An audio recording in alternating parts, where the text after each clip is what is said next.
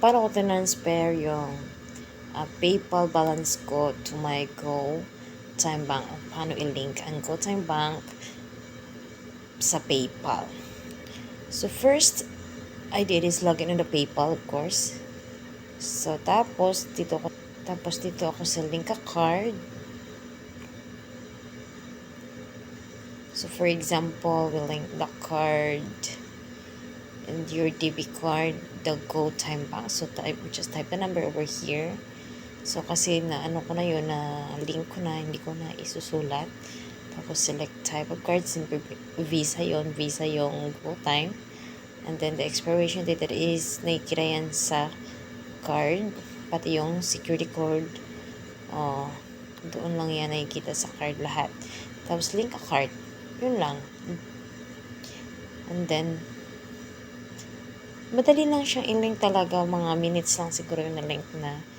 And then kung paano naman mag-send ng PayPal balance, punta ka lang sa PayPal balance, or dito tayo. Ako is transfer funds. Click ko lang yan. Tapos so there's nothing to transfer na kasi walang laman. So pipili ka lang ng bank na iaano mo na paglalagyan. So click lang yung GoTime Bank. Tapos mo maglagay ng mga details ng amount tsaka name. May magte-text na PIN sa number mo at ilalagay mo yun para for verification. Siya na 1% pag nagpasa ka ng PayPal to GoTime. Then, mga 5 minutes siguro to 10 minutes bago dumating. Siyempre, kinakabahan ako nun kasi hindi ba siya nagre-reflect sa aking GoTime. Pero, okay naman na, ano naman siya, pumasok naman. Thanks God.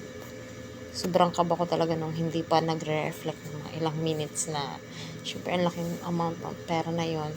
Ito yung sa GoTime Bank transaction, guys, para lang makita ninyo na pumasok talaga. Ayun lang, guys. Thank you for watching. This is Miss Debbie at your service. Please follow, like, and share. Thank you.